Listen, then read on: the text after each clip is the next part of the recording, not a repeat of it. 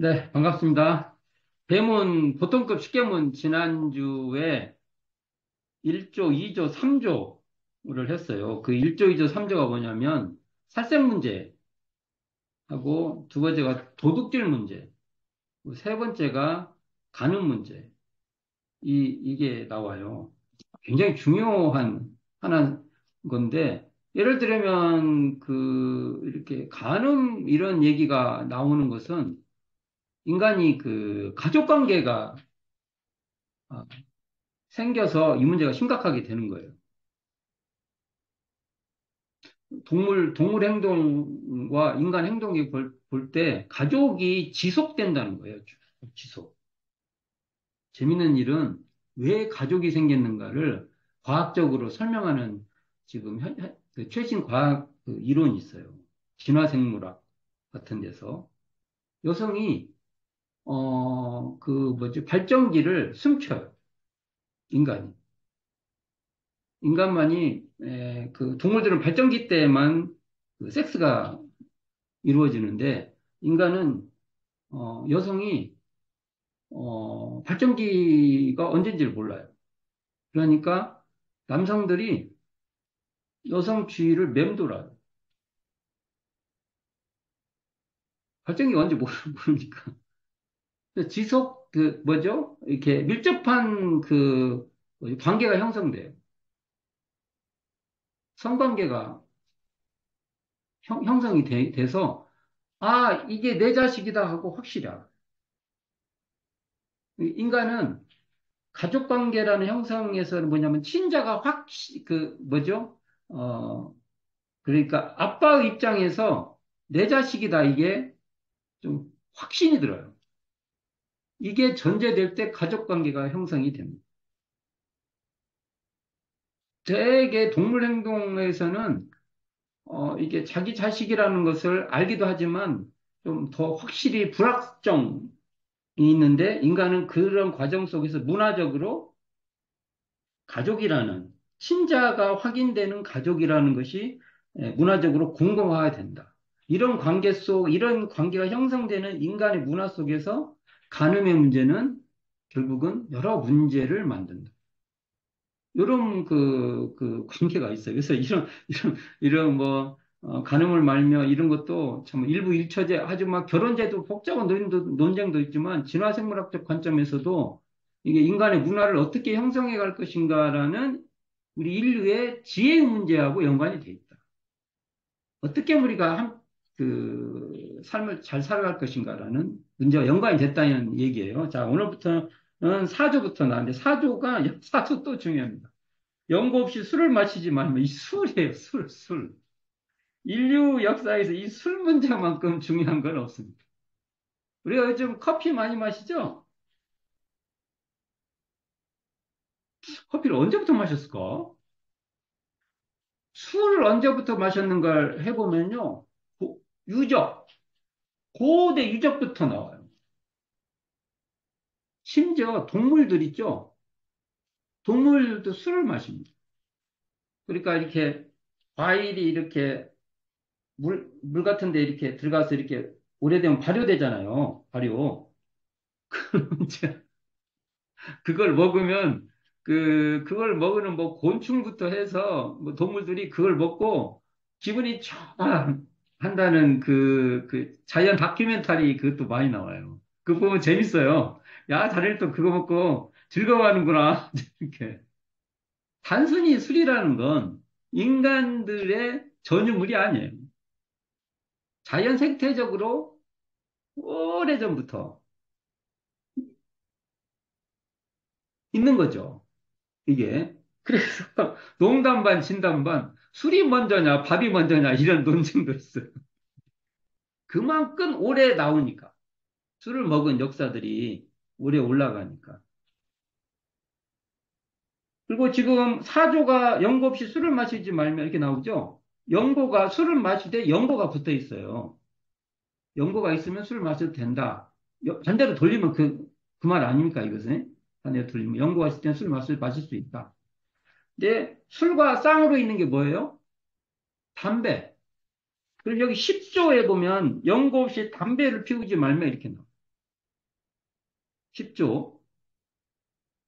연고 조항에 술과 담배가 들어가죠. 담배는 사실은 인류 역사에 우리나라는 언제부터 담배를 피웠을까요? 고려시대에 담배 피웠을까요? 고려시대 안 피웠어요. 세종대왕 담배 피웠을까요? 세종대왕 안 피웠어요. 세종대왕. 대충 임진왜란데 일본 애들이 들어올 때 이게 담배가 들어온 걸로 알고 있어요. 담배가 사실은 군사무기로도 쓰고 그랬나 봐요. 뭐 고춧가루 뭐 담배 뭐 이런 군사무기도 이해가 안 되는데. 그러니까 일본에 의해서 들어오고 담배가 천분에 이게 담배가 들어온 것은 마야 문명 그때 뭐 신대륙 뭐 이렇게 하면서는 마야 문명에서 주술에 쓰는 용도로 했던 것이 이게 어떻게 해서 이제 이게 대중화가 된 과정인데 뭐 마야 문명이 아니라 뭐 전에도 막 다 했다 뭐 주술적으로 그 전부터 했다 이런 설도 있지만 실제로 담배를 이렇게 어떤 문명적으로 쓴 것은 그 마약문명으로 보고 있죠. 자, 요 연고 없이 술을 마시지 말며 연고 없이 담배를 피우지 말라는 이 내용은 인류 문명에서 너무 중요하죠. 자, 술은 뭡니까? 그래서 우리가 그 중세 시대를 술에 취한 시대라고 말을 합니다. 사람들이 좀 알딸딸하게 취해 있는 시대가 중세 시대라고 합니다. 대표적인 중세 시대의 풍습을 뭐 돈키호테 보면은 기사가 쫙 풍차가 도니까 야, 야 이놈의 풍차야 네가 왜 거기 그거 풍차에 달라들잖아요. 우리가 그 술 드신 분이 우리 그 전봇대 보고 아니 이 전봇대 네가 왜 나를 막어 하고 전봇대하고 실갱이하고 그래요. 술 마시면 재밌잖아요. 전봇대하고 실갱이하고 그게 그 돈키호테 그게 그 그래서 술이 있는 시대는 낭만의 시대라고 또 한마디로 말하는데 그것이 커피가 유럽에 들어가면서나 술에 살짝 취하면서 야 너 네가 뭐라고 했어? 너 기분 나빠? 한판 붙자 막 이런 시대에서 이 기호식품으로 커피가 들어오니까 커피를 마시면서라도 뭔가를 마시면서도 정신이 멀쩡하게부터 그래서 시대 구분에서 술이 주된 사회와 커피가 그 어떤 그 교류의 중심이 된 사회는 이제 인간 행동이 달라졌다. 이런 것도 있어요. 이제 커피가 주로 저기 아랍을 통해서 이렇게 이제 유럽으로 들어가는 그 과정이 있는데 그러니까 참 술, 커피, 뭐 담배 이런 것이 문명의 방향을 확 바꾸는 거죠. 그러니까 우리가 단순히 계문 이것을요, 단순하게 그냥 이런 그런 걸 본 게 아니라 이게 우리 인간 문명의 어떠한 전개로 좀 깊게 이해할 필요가 있다는 것이죠. 그리고 과연 그리고 우리가 지금 그 술을 먹는 것은 범법 뭐지? 인간 관계에서 그 범법 문제가 아니에요. 그렇죠? 범법이 아니에요. 그래서 그 술로 세금도 내고 다 그러지 않습니까? 주류세도 있고 다 그러지 않습니까? 적당히 인간이 취할 수 있는 자유가 있는 거죠. 그러니까 그 술에 대해서도 막 그래가지고 지금 술을 국가가 전체를 다 어, 지배하죠. 국가 아니면 술을 만들 수 없고 뭐 그런 시대도 있고 지금은 뭐 그렇진 않죠. 지금은. 이제 이런 걸 봤을 때 이 술 문제를 어떻게 바라볼 건 것인가도 그 시대의 문명, 그 시대 상황을 파악하는 아주 중요한 잣대다. 그러니까 딱 그 뭐죠? 고정된 기준이 없는 거예요. 술을 바라보는 시각도 시대마다 나름대로 서로의 인간의 기준들이 달라져 왔다. 그리고 과연 술을 어떻게 대하는 게 좋을 것인가라는 고민도 있다. 그런 의미로서 초기 교단에서 이 술을 어떻게 바라볼 건가를 한번 바라볼 필요가 있습니다. 자, 보면 술은 여기 교재 204쪽 보세요. 술은 인간의 심성을 해쳐 제정신이 아니게 하는 약물로서 이걸 한자로 벌성지 광약, 이게 미치게 하는 약이다. 광약, 미칠 광 쓰죠. 성품을 이렇게 쳐가지고, 성품을 확 쳐가지고 미치게 하는 약이다. 뭐 이런 그 표현이 있어요. 그래서 재래 불교에 있어서는 36조 폐해점을 밝히며 엄중히 금지하였고, 현 사회 정세로 보아서도 단연 그 담배 끊는 거죠. 절주는 이게 참 이것도 좀 그래. 담배는 끊으라고 그러고 왜 술은 이 적, 절주는 이것도 술을 끊는 건가요? 존절이 하는 거예요? 술을 끊는 거예요? 존절이 하는 것 같아요. 절주는 사회적 표어로 제창되는 바이다. 그러므로 출가 수도인에 대하여는 무력 제거를 주로 하는 만큼 먹지 아니하면 살지 못한 음식 외에는 엄중히 금지하는 바이다. 이게 그 계문은 출가 수도인, 저희 같이 교무들은요, 못 마시게 하고 있어요. 여기서도 기준이 못 마시는 걸로 지금. 그러나 보통 세가는 이로써 교제의 중심물을 삼게 되는 만큼 이게 교제하는데 술을 빼놓을 수 없다는 것이 전제 조건이에요. 이게 사회생활을 하는 게 할 때는 교제하는 데는 술을 피할 수가 없다. 이렇게 돼 있어요. 시비의 해석이 명석하고 무력에 편착되지 않는 만큼 법과학마의 정도 이상 인물로서 여기 중간에 제가 출가자선 이거 빼세요. 자, 잘못은. 혹 아래와 같은 부득이한 경우를 당할 시는 이를 범죄로 간주하지 않는다. 출가이 정도의 그 되시는 분도 아래와 같은 경우는 대문이 안 된다는 거예요. 뭐냐면 몸에 병이 있어서 주류를 약물로 사용하게 될 시. 술을 약으로 사용할 때가 언제 있나? 생각을 해봤어요. 좀 추울 때? 사회 교제상 부득이한 경우를 당할 시. 이것은 그 일반 사회생활하는 경우에는 이건 뭡니까?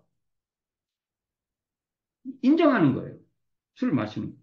이러한 경우라도 과음은 두둑함. 과음은 하지 말라. 근데 이제 이렇게 공부가 된 사람도 이러는데 공부가 제가자의 경우에는 훨씬 풀어져요. 교단의 그 오불교적인 겁니다. 본래의 교리는 항상 대중을 상대로 하는 만큼 이게 우리가 보통 대중불교 뭐 그런 얘기도 하잖아요. 대중화.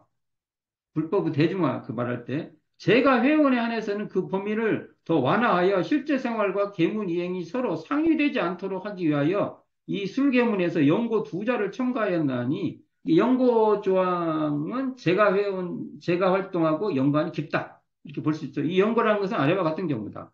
몸에 병이 있어서 주류를 약물로 사용하게 될 시. 약물로 이게 술이 약이 되는 경우가. 아, 우리 약 많이 담지? 어, 약주라고? 자기 생활을 위하여 부득이 교제하게 될 때, 교제하게 대해서는 굉장히 이걸 풀어주고 있어요. 산업공상 직업을 할 때 육신의 기한을 방지, 피로를 회복하게 할. 일하고 나서 한 잔씩 하는 것은 풀어주고 있는 거예요. 우리가 보통 일반적으로 농주 같은 거잖아요. 이런 것을 문제 삼으면, 우리 교무 입장에서, 아니, 교도님들이 어디 가서 길을 한참 하거나 술 한잔 하는데, 그건 전혀 문제를 삼으면 안 된다라는 게 여기 나오는 내용이잖아요, 여기에요. 어, 기타 부득이한 경우를 당할 시, 단 이상과 같은 경우라도 여기 과음이 또 나옵니다. 과음하여 언행간 난폭한 행동을 한다거나 혹은 자기의 식욕에 끌려서 음주를 상습으로 하여 재산을 소모하며 생활을 곤란하게 하는 경우 그것을 이를 범죄로 간주한다. 이게 회보 제46호에 나오는 내용이에요. 여기에 기준을 내서 우리는 많이 살펴볼 필요가 있다. 근데 저는 술, 담배, 연고 없이 술을 마시지 말면, 연고 없이 담배를 피우지 말면은 저축조합 정신과 좀 연관해서 우리가 이해할 필요가 있다. 이렇게 돼 있죠. 저축조합 때 이렇게 대행사님 말씀하십니다. 제군 가운데 제례부터 술과 담배를 먹는 자 몇이나 되는고 이것은 세상이 보통 다 먹는 것이므로 저희들도 또한 다 먹고 지낸 나이다. 술, 담배가 우리 인생과 어떠한 관계가 있으며 그것을 혹 먹지 않는다 해도 뭐라고요? 생명 유지에 지장이 있는가? 이것은 사실 불필요한 음식으로서 여러 방면에 많은 해는 있을지언정 생명 유지는 아무 관계가 없다고 생각합니다라고 이런 그때 문답이 있어요. 이게 생명 지장에 문제가 없다면은 이것을 이 대사님께 말합니다. 우리의 생명고에 별 필요 없는 술, 담배를 끊 때 매월 얼마 정도 소비하는지를 참조하여 그 소비 대금을 본 조합에 저축하자고 제안합니다. 이게 이제 저축 작업할 때 금주단연을 통해서 이 자금을 마련했던 것을 우리는 금주단연을 생각할 때 이 정신을 좀 기본으로 삼아야 되지 않나라는 생각을 하게 됩니다. 그러니까 대종사님이 이런 얘기를 하신 적이 있어요. 또, 언제 대종사님께서 이렇게 말씀하세요. 길을 가다가 배가 고파 주막에 들어갔을 때 마침 밥이 없고 막걸리만 있다면 막걸리라도 먹고 줄인 배를 채우고 길을 가야 한다. 이런 경우는 연고 있는 술이 된다. 이 하나 상징적인 표현이에요. 이게 딱 술을 마시 말라 이렇게 고정된 건 아니지만 근데 중점은 과음에 있는 것 같습니다. 근데 이제 연고라는 건 단순히 과음으로만 기준이 되질 않아요. 친구가 있는데 정말 인생이 너무 괴로워서 술을 먹고 있어요. 근데 내 옆에서 야, 나는 술 안 먹을 거야. 그럴 때는 한 잔 같이 꺾어줘야죠. 같이. 이 연고라는 것은 과음도 포함되지만 과음으로는 다 포섭이 안 되는 상황성이 있다. 그 상황성을 파악하려면 우리가 항상 공부하는 마음이 있어서 그때그때 상황에 따라서 판단을 해야 된다. 라는 그런 기준이 있습니다. 맨 뒤에 이 교재 208쪽에 봅시다. 연구 없이 담배를 피우지 말라. 이거 한번 봅시다. 담배도 술과 같이 사회 교제상 필수품이라는 거죠. 그러니까 한참 우리 옛날에 다 그 담배 피우면 뒤로 보이잖아요. 화장실 뒤라든지 어디 뒤에. 말 안 해도 잘 모여요. 뒤로. 눈치만 봐도 다 모여서 뒤에서 이제 한 대 피고 이제 들어가고. 그 또 이렇게 담배 피고 나면 서로 또 친해져요. 그런 면도 있고. 근데 이제 요즘은 그 담배가 대중들이 간접 흡연을 엄격히 서로 예의상 아니다. 남한테 피해주는 거 하지 말라 해서 담배 피우는 곳에서만. 그래서 그 흡연자들이 참 담배 피울 데가 없어요. 그래서 외국에 나가 보면은 막 특히 뭐 일반 뭐 가보면은 선진국 아닌데 가보면은 지구도 막 아무데나 담배 피해서 길거리에서 막 흡연이 있지 않습니까? 그래서 그래서 이게 그 피해가 안 가게끔 하는 담배를 피워야 흡연을 해야겠지만 흡연자들의 권리도 우리는 인정해 줘야 됩니다. 이걸 담배를 안 피워야 돼.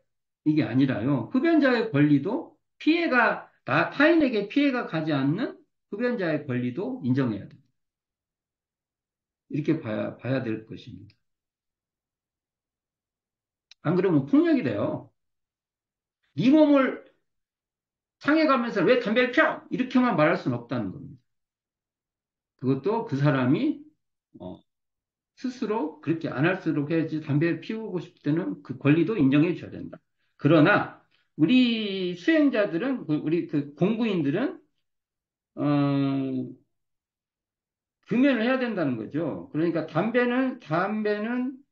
그, 담배는 피워온 습관이나 구미상 떼기가 어려울지 모르나 꼭 피지 아니해야 한다고 살지 못할 것은 아니므로 이걸 흡연을 범죄로 한다. 단, 이 계문은 출가 그 정부 출신에 한해서 좀 엄격하게 하고 제가 회원에게는 선택에 맡긴다. 이게 대종사님 판단입니다. 지금 이렇게 말하면은 현재 원불교 교무님들이나 원불교 현재 그 교화 현장에서 쉽게 받아들일 수 있나요? 제가 지금 아까 방금 읽은 대목, 이 계문은, 그러니까 연급시 담배를 피우지 말라는 이 계문은 회원의 하나에 지킬 것이요. 제가 회원에게는 관계치 않는다. 그러니까 선택에 맡긴다. 끊으려고 노력해라. 그러나 그렇다고 해서 이걸 절대적으로 이렇게는 않겠다. 이렇게 현재 교환장에 말하면 쉽게 받아들일 수 있어요? 근데 이 얘기가 어디 나와요? 초기 교단에 지금으로 말하면 감찰원의 그 범죄의 기준이 이거 한번 살펴봐야 됩니다. 그래서 담배는 기호식품, 기호품이죠. 꼭 안 먹는다고 담배는 안 먹는다고 죽는 건 아닌데 인간이 안 먹고는 못 살겠어. 그럴 수도 있어요. 그렇잖아요. 무슨 재미로 살아, 사람이. 그래도 술, 담배도 하지 해야지.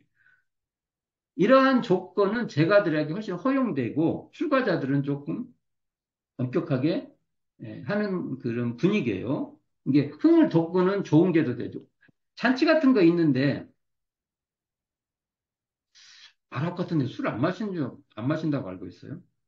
참 문화가 무섭죠. 신부들은 술, 담배 막 하잖아요. 그래도 성스러운 성이 올라갑니다. 아랍에서는 내가 알기로 술 먹으면 큰일 나죠. 큰일 난 걸 알고 있어요. 이게 다 문화적 태도. 이걸 우리가 알아야 됩니다. 문화적 태도. 근데 우리는 어떤 태도를 갖는 것인가? 우리 약속 있을 거 아닙니까? 거기에 맞춰서 우리가 해야 될 건 한데, 문제는 술, 담배의 의학적 또는 그 역사학적 그 모든 내용 보면 중독이에요. 중독. 이 중독의 문제를 허술하게 볼 수는 없다. 우리 원불교적 입장에서 중독에 대해서 어떠한 태도를 취할 것인가를 우리 나름대로 기준을 갖고 있어야 됩니다. 뭐 건강 뭐 이런 것은 좀 사람의 편차가 너무 심해요. 어떤 사람은 술, 담배를 그렇게 해도 멀쩡한 사람이 있고 어떤 사람은 조금만 해도 하고 이건 참 그 편차 두기가 어려우나 중독의 문제는 그렇지 않다. 그래서 이 중독의 연고 없이 술을 마시지 말고 연고 없이 담배를 피우지 말며에 빠져 있는 내용이 마약이죠. 이걸 하면서 마약까지 같이 중독성의 문제를 어느 수준에서 술은 우리 인간에게 필요한 거예요. 그러나 그것이 중독이 됐을 때는 어떻게 할 것인가. 이런 문제를 우리가 해서 우리 나름대로 대종사님은 기준이 출가자는 좀 엄격하게 대했고 제가자들은 굉장히 허용적이고요. 단 거기에 과음이 1차 기준이 되고 있다. 이 정도에서 술, 담배를 한번 파악해 볼 수 있고 이것도 문화적으로 단순하게 그냥 뭐죠? 율법적 그런 기준만 아니라 문화적으로도 많이 파악할 필요가 있다. 그 다음에 살도, 그 다음에 망령된 말. 이게 망어의 그 번역이 뭐 거짓말, 뭐 근데 막 굉장히 복잡해요. 근데 망어에 해당하는 보통 그 십계문에 뭐가 있냐면은, 악한 말을 말며. 이제 6조에 나와 있죠. 악한 말을 말며. 악한 말이 뭡니까? 대표적으로 욕이죠, 욕. 악. 악한 말의 반대말은 그러면 타인에게 좋은 말. 뭔가 이렇게 격려도 해주고, 시장을 하는데 악한 말은 대표적인 욕이죠. 그러니까, 어떻게 정의를 하고 있냐면, 악한 말은 곧 욕하는 말을 이름이니, 특히 수도인은 어찌 이 같은 악구를 행할 것인가? 악구. 입에서 악한 말들이 막 나오는 거죠. 욕이죠, 욕. 근데요, 또 한편으로는요, 욕을 우리가 욕하지 말라 하면은 또 어떤 식이 되냐면, 욕을 형태화시켜가지고, 욕을 하면 안 돼. 욕을 안 하고 문화적 품위 있게 살아야 돼. 인간이 욕을 안 하면 정신병 걸릴 거예요. 적당한 욕을 해야 인간이 풀어져요. 그러니까 이게 욕이라는 것도 어느 이렇게 봐서 그런 것은 그리고 일상적으로 전라도 사람들을 보면은 만나면 지금 뭐 이게 처음부터 막 욕으로 시작해서 욕으로 끝나요. 막 이런 뭐 그렇잖아요. 그것도 그런 욕이 아니죠. 문화적으로 서로 주고받는 그런 말들. 그러나 진짜 내 마음이 상해가지고 악하게 말할 때가 있지 않습니까? 이럴 때가 아마 악한 말을 말려고 하는데, 근데 문제는, 수행자들은 그러한 문화적인 말도 조심해서 해라. 이렇게 봐야 될 것입니다. 뭐 여기서 그런데, 예외 사항이 있어요. 예외 사항. 어떻게 했냐면, 첫째, 부모로서 자녀를 엄중히 경책하되, 엄교, 과하게 세면, 남을 대하기에 떳떳한 도리나 면목이죠. 체면 손실이 되지 않을 정도의 언어. 이게 엄교를 할 때 어느 정도 악한 말은 괜찮다. 지금 시대에는 이것도 잘 통용이 안 됩니다. 그것도 폭력이에요. 이것도 변하는 거예요. 저는 이런 문제도 앞으로 엄교에 대한 엄교도 이게 옛날 체벌 문제 있었잖아요. 체벌. 체벌의 문제에서 지금은 체벌은 절대 안 된다고 하지 않습니까? 그럼 옛날 사람이 잘못됐다는 게 아니라 옛날엔 그랬지만 지금은 체벌도 안 하는 게 좋죠. 마찬가지로 엄교상에도 악한 말을 이렇게 안 해야 된다고 봅니다. 이것도 옛날 해석이라고 저는 봐요. 지금은 안 하는 게 좋겠다. 엄교상에도.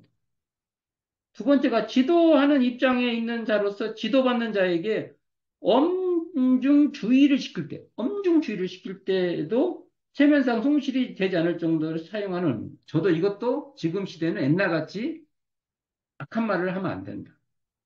욕. 그러니까 정의를 쭉쭉쭉 설명해서, 그리고 그것을 알아듣고 안 듣고는 상대방한테 있는 것이지. 지금은 이게 잘 안 먹힌다. 그래서 제가 지금 악한 말을 말미암을 때 이 예외 사항도 지금은 잘 안 먹힌다. 요 기준 있죠? 저는 그렇게 보고 있어요. 그러니까 근데 악구를 안 해야 되는 이유가 상극의 갈등을 야기하는 말이기 때문에 삼가야 되고요.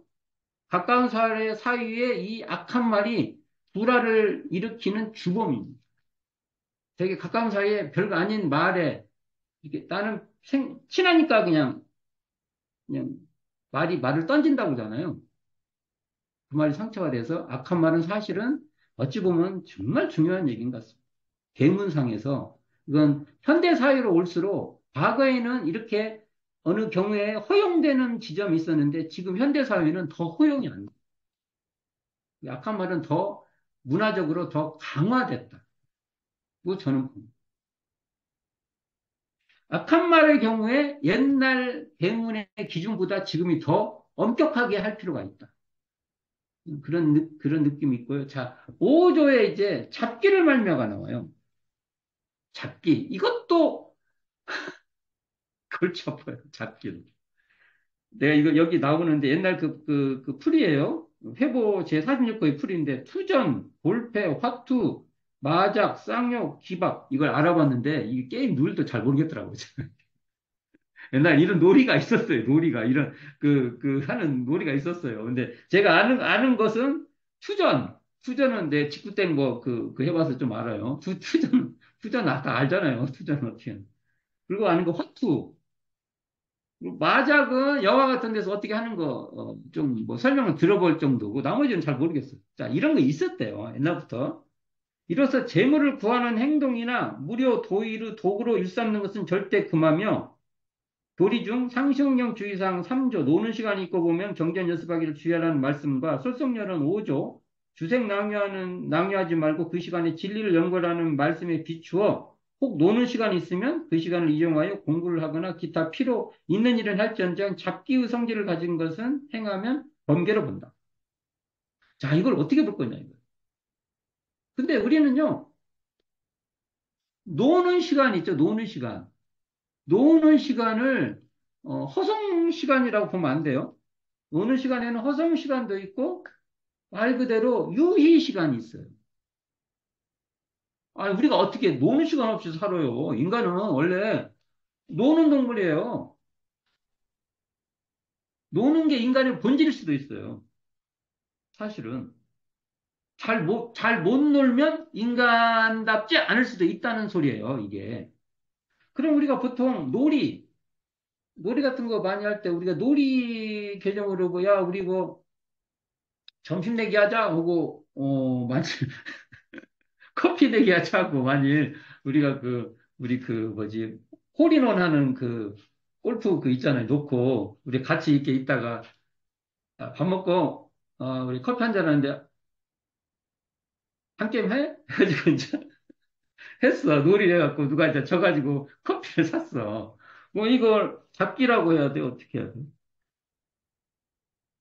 이게 이런 게 저는 우리가 놀이 유희 취미 생활에 관계된 것은 일정 부분 현대 사회는 좀 더 허용주의로 가고, 있다. 다만, 도박, 여기서 잡기는 도박, 요즘 막 도박들 많이 있지 않습니까? 요즘 이제 그 인터넷상 도박도 해서 너무 접근이 쉬워요. 이런 도박성과 관계되지 않는 놀이, 유희, 취미 생활은 우리가 인간 문화 생활이고 인간을 풍요롭게 하는 것으로서 구분해야 된다고 봅니다. 이게 참 어려워. 이게 이런 걸 잘 구분해 줘야 돼요. 쉽지 않죠. 상황에 따라 또 굉장히 복잡할 수도 있지만, 그러나 생각을 해봐야 된다는 거죠. 그러니까, 우리가 잡기는 그 일로 재물을 취하거나 무료하게 세월을 보내는 도구로 삼는 행위로서 정신을 소모해 시간과 금전을 낭비하고 이자사. 정당한 노력 없은 요행심을 조장하는 그러한 도박이나 폐습적인 오락, 이런 것들을 통해서 문제가 생기는 것은 금화되 일반적으로 우리가 잘 놀고 인간이 휴식을 취할 수 있고 여유를 가질 수 있는 것은 또 잘 우리가 이렇게 즐겨야 된다는 측면이 있습니다. 혹시 이런 걸 가지고 우리가 너무 폐쇄적이고 좀 고답적으로 돼서는 안 된다는 생각을 가집니다. 자, 이런 문제가 계문에서 해석하게 서로 충돌이 막 벌어지고 충돌이 됐으면 좋겠습니다. 자, 그 다음에 연고 없이 쟁투를 말며 거기서 쟁투 문제가 나옵니다. 쟁투는 뭐예요? 싸우는 거잖아요. 말로 막 싸우고 막 욕하고 악한 말을 하면 쟁투가 이어질 것 같아요. 이게 연동돼 있는 것 같아요. 그래서 이걸 초기회단은 어떻게 보냐면요. 이 계문은 회원이면 모름지기 알아야 된다는 그 책이 조그마한 이렇게 수첩 같은 책이 있었어요. 회원수지에도 기재된 계문으로서 제가 회원이라면 더욱 지켜야 할 계문이다. 전에는 출가자들 걷지 말라고 막 했는데, 요 쟁투 나오면 제가자들은 더, 요 제가자들이 엄히, 봐야 된다고 하고, 쟁투는 말로써 상대자와 큰 소리로 시끄럽게 떠들어대고 다투며 행동으로는 막 서로 때리고 싸우는 것이다. 이렇게. 근데 예외사항이 있어요. 상대자가 우리 편에 대한 불이한 손해를 줌으로써 송사를 할 때. 우리 편에 손해를 줬어. 그럼 가만히 맞고만 있을 수는 없다는 거예요. 피해만 보고 있을 수는 없다는 거예요. 그건 다투어야 된다는 거예요. 두 번째는 상대가 자신을 침해해서 피할 수 없는 경우 정당방위로 이제 정당방위를 해야 될 경우는 싸워야 합니다. 그래서 우리가 송사업기를 바래야 됩니다. 법적 다툼 있죠. 또는 막 싸움으로 막 꼬이는 거 있잖아요. 그러나 어, 그래가지고 언쟁이나 다툼이나 소송으로 법률적 구속을 받지 않기를 서원하면서도 반면에 이게 싸워야 된다고 하면 정당방 같이 싸워야 한다면은 그걸 바르게 해결할 수 있도록 또 자기 방어권의 싸움은 또 열어놔야 됩니다. 그래서 이 내용이 영급시 쟁투를 말멸할 때 쟁투를 할 수 있는 것은 영고가 있을 때다. 그러면 자기의 정당권인데 그 영고가 뭐냐?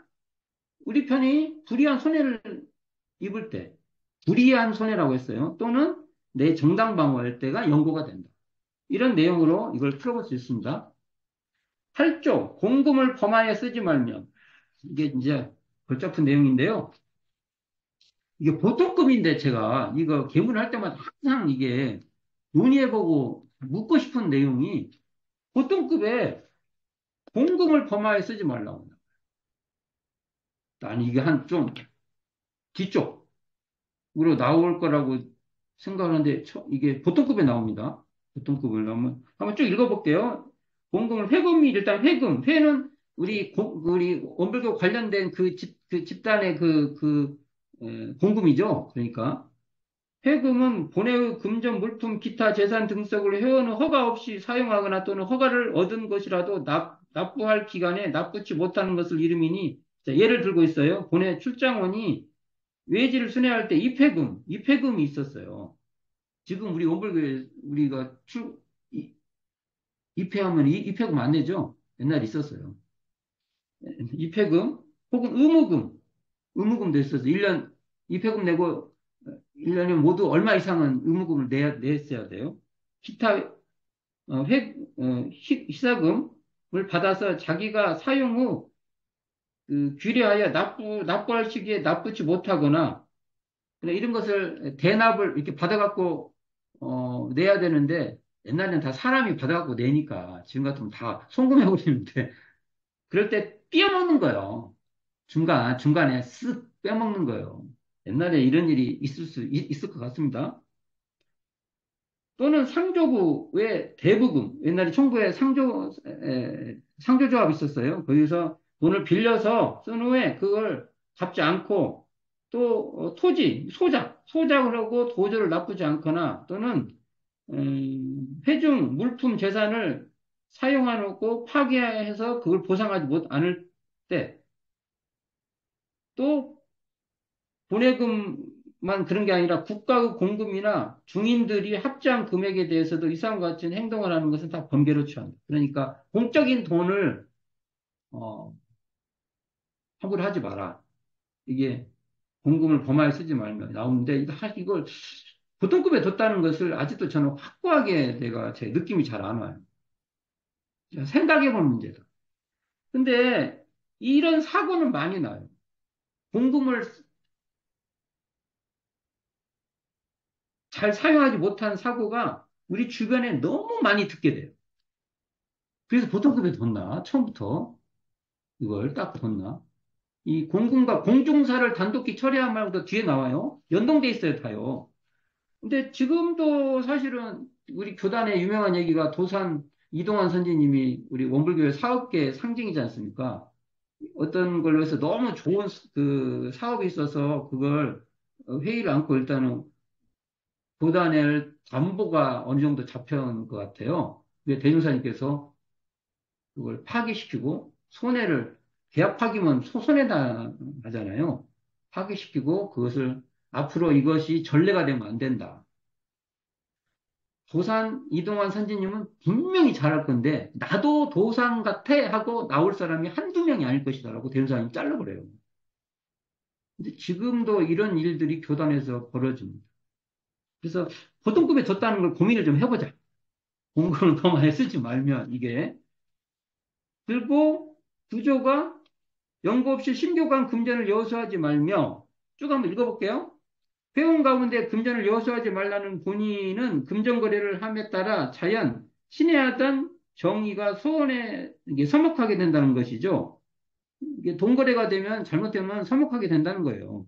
그러므로 저 사람을 보호 또는 구제할 목적으로 약간의 이자를 정하고 준 것이나 피차간 돈을 갚지 않는다 할지라도 정감이 멀어지거나 서먹서먹하지 않을 만한 공부 실력과 이해력을 가진 사람 사이에 이자 받을 생각 없이 잠깐 융통하여 군색, 그러니까 생활이 딱하여 어려움을 면하게 하는 부득이한 경우를 범죄로 간주치 아니하나 그러니까 그냥 거의 그냥 그걸 빌려주고 받을 생각 안 하는 거죠. 그리고 거기에 마음이 안 상해, 내가. 그럴 자신 있으면, 마음이 교류된 사이에 돈을 줘도 되나? 그럴 자신 없으면 하지 말라는 거예요. 피차 그만한 실력과 이력이 없는 사이에 금전 거래하거나 또는 영리 목적으로 회원 간의 금전을 주고받는 것은 다 범죄로 간주한다. 근데 이 계문은 회원에게는 관계없고 출가 회원만 지킬 것이다. 제가들은 돈을 주고받을 수밖에 없다. 감정이 상해도 대사의 표현은 사고가 나도 그럴 수 있다. 이렇게 보는 거예요, 이게. 근데 출가장 하지 마라. 이게 돼요. 자, 마음을 교류하는 사이, 그게 친구나 스승과는 금전거래는 의리를 상하게 하고 신용을 잃게 할 수 있다. 또는 금전거래 중 원망심과 증오심이 생겨 악연의 원수가 될 수도 있다.